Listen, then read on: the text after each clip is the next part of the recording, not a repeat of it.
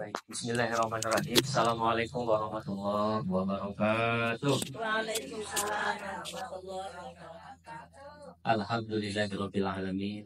Wassalatu wassalamu ala asyrofil anbiya wal mursalin sayyidina Muhammadin wa ala alihi wa sahbihi ajmain amma ba'du. Alhamdulillah, segala puji bagi Allah Subhanahu wa taala yang telah memberikan kita nikmat iman, nikmat Islam dan nikmat sehat walafiat, sehingga di pagi hari ini di majelis taklim Al-Husaini kita bisa hadir thalabul ilmi dan ibadah kepada Allah Subhanahu wa taala.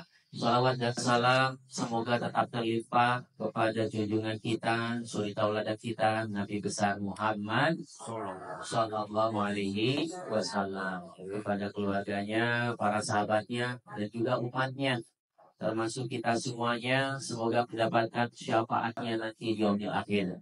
Allahumma amin.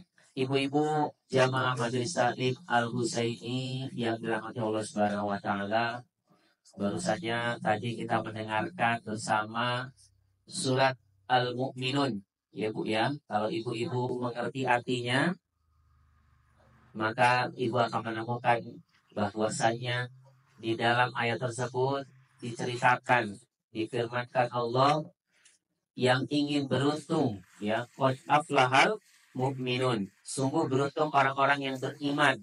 Dan di dalam keberuntungan tersebut tidak hanya orang beriman saja, tapi di dalamnya ada beberapa golongan yang disebut orang-orang yang beruntung. Ibu-ibu mau menjadi orang beruntung?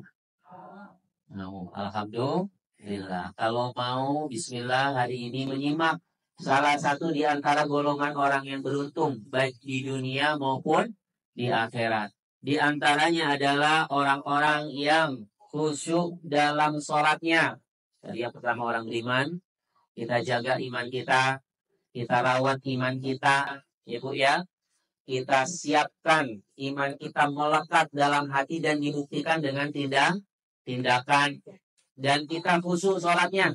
Sudah khusyuk apa belum sholat ini? Kalau belum, mari sama-sama kita niatkan bagaimana kita khusyuk di dalam sholat, hadir bahwasanya kita menghadap Sang Pencipta Allah Subhanahu wa taala. Tinggalkan selain apa yang ada di pikiran, ya, tanggalkan di pintu, menghadap kiblat, bismillah, menghadap Sang Pencipta. Mohon di situ. Makanya ini kalau kita mau beruntung itu. Makanya ibu-ibu, mari kita buka hati kita untuk menerima firman Allah Subhanahu wa taala. Siapa yang mau beruntung? Tadi banyak saya semuanya yang beriman sudah. Tapi kita buktikan iman ibu.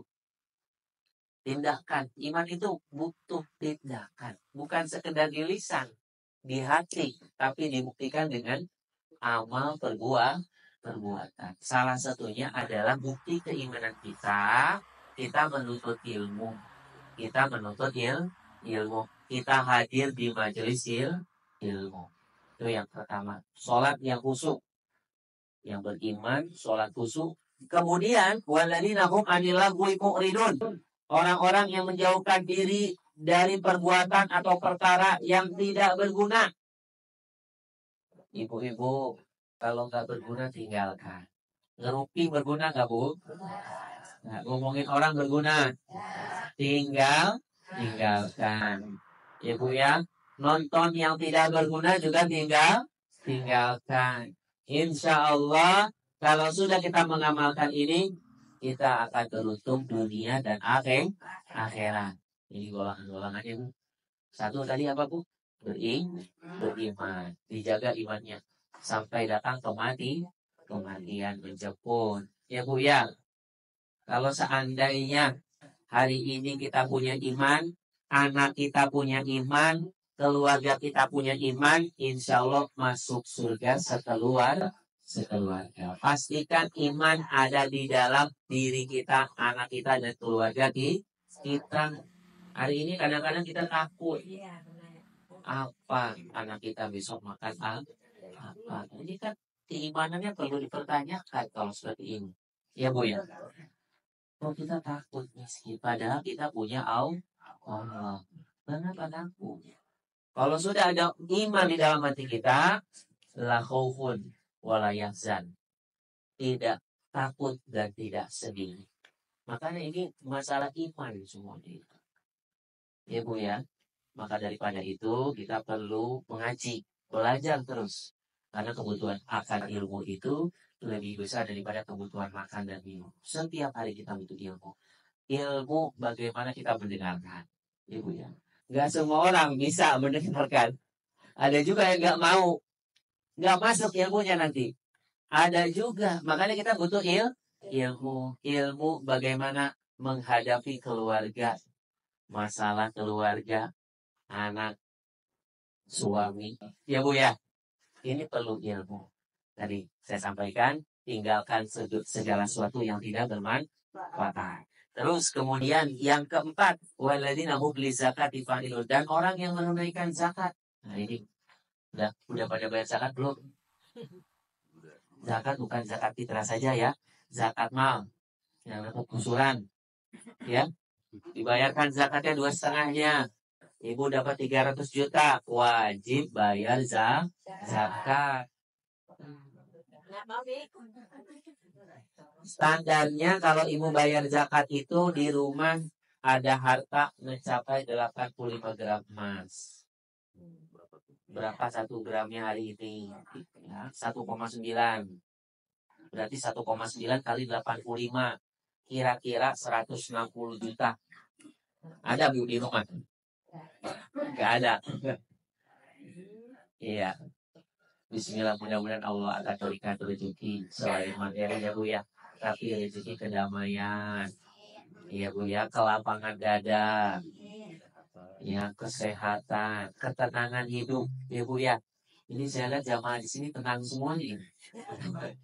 Ya Bu ya. Alhamdulillah ini rezekinya luar biasa. Ya. Bayar zakat ya. Hartanya biar berkah. Atau dapat warisan 1 miliar. Bayar zakat jangan lupa 2,5-nya. Ya Bu ya. Jangan pas ngelihat 1 miliar. Waduh, anak saya belum punya rumah. Saya belum haji. Saya belum ini. Ya sudah, bayarkan zakat dulu. Itu sudah wajib tanpa menunggu 1 tahun. Ya, kalau kita menghitung 1 tahun, kadang-kadang susah. Ya, karena banyak keinginannya ya Bu ya. Tapi kalau ibu keluarkan zakatnya baru setelah kemudian dikeluarkan dari 1 M itu misalnya 25 juta, sisanya ibu manfaatkan untuk kebaikan-kebaikan. Insya Allah berkah. Ya, itu kalau mau kita beruntung, beriman, sholat khusyuk, meninggalkan yang tidak bermanfaat, baik perkataan maupun perbuatan, bayar zakat, zakat. Zakat emas. Kali aja ibu ada emas di rumah. Wah, ada. Iya, emas apa tuh Bu? Emas nur, Masya Allah. Ya. Itu mah ngeluarin emas terus ya. Setiap hari itu. Iya kan? Ini kalau misalnya ibu ada emas nggak dipakai, wajib keluar zakat. Kecuali ibu pakai 85 gram di sini. Nggak keluar zakat itu. Tapi kalau ibu diemin di rumah 85 gram, itu wajib dikeluarkan zakat. Itu ya Bu ya. Makanya saya mau mengajarkan kepada ibu-ibu bagaimana kita bertambah hartanya dari jalan sedekah, zakat, infak. Bisa jadi kalau hari ini kita tidak mampu bayar zakat, kita bisa keluarkan infak, sedekah, dan wakaf. Karena Allah menyampaikan wa yurbis shadaqat. Allah akan menyuburkan sedekah. Disuburkan, ditambah keberkahannya pada harta ibu. Kalau harta itu yang kita manfaatkan. Kalau yang tak dimanfaatkan, hari ini ibu butuhnya minum. Walaupun ibu punya 1 miliar, nggak bermanfaat. Karena ibu butuh minum di tengah gurun pasir. Jadi 1 M itu nggak bernilai. Karena yang ibu butuhkan adalah minum. Jadi harta yang bermanfaat. Ketika kita sedekah akan bertambah berkahnya, manfaatnya, dan akan tumbuh. Itu ini ya. Tadi yang membayar zakat. Kalau nggak bisa bagaimana? Bisa kita sedekah, infak, dan wakaf. Yang kelima, Walladzina hum li furujihim hafizun. Orang-orang yang memelihara kemaluannya. Ayo kita jaga, kita tutup aurat. Kita jaga. Ini anak-anak kita, hati-hati ya Bu ya. Sekarang udah canggih, bahkan sudah bisa diakses perzinaan secara online. Iya Bu, ada. Nggak hanya offline. Nauzubillah min dari apalagi suaminya yang mengakses atau anaknya, nauzubillah. Online. Ya Bu ya, ada online. Hati-hati ya Bu ya. Gimana tuh caranya online? Iya ada, ngelihat gitu Bu. Oleh karenanya nauzubillah kita jaga. Kalau kita mau beruntung dunia akhirat, sukses dunia akhirat, maka kita jaga kemaluan, kita jaga pandangan, kita jaga aurat, termasuk keluarga kita dan anak-anak kita.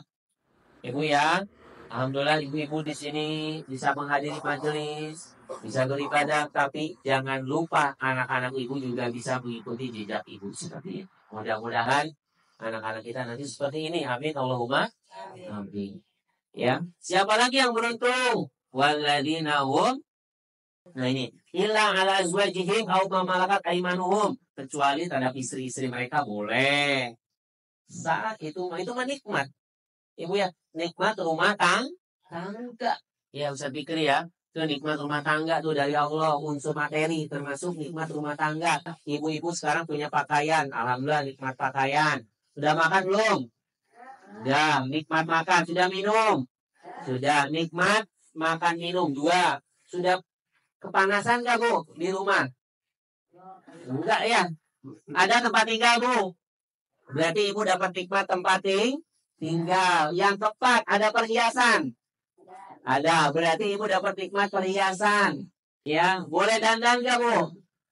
Boleh, berarti ibu dapat nikmat indah ya, berdandan dibolehkan dalam Islam, itu nikmat semuanya.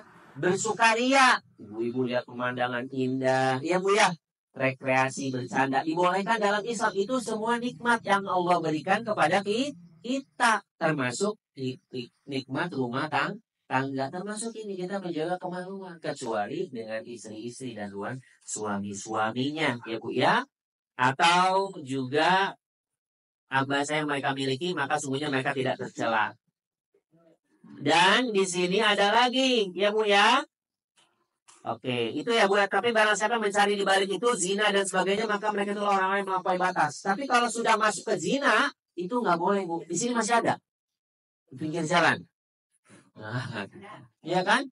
Itu nggak beruntung dia, nggak beruntung. Kalau yang beruntung itu yang menjaga kemaluannya. Ada istri-istri datangi, itulah tempat cocok tanam. Begitu Ustaz Fikri, ya.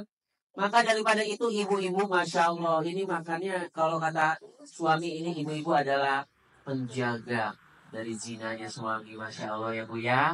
Luar biasa, bernikmat-nikmat itu dengan yang halal. Ya Bu ya, termasuk ini menjaga kemaluan. Kalau sudah zina, nah ini dia telah melampaui batas. Karena Allah bolehkan menikah, dia malah berzina. Berarti dia melampaui batas. Batas-batasnya ada ini dalam Islam.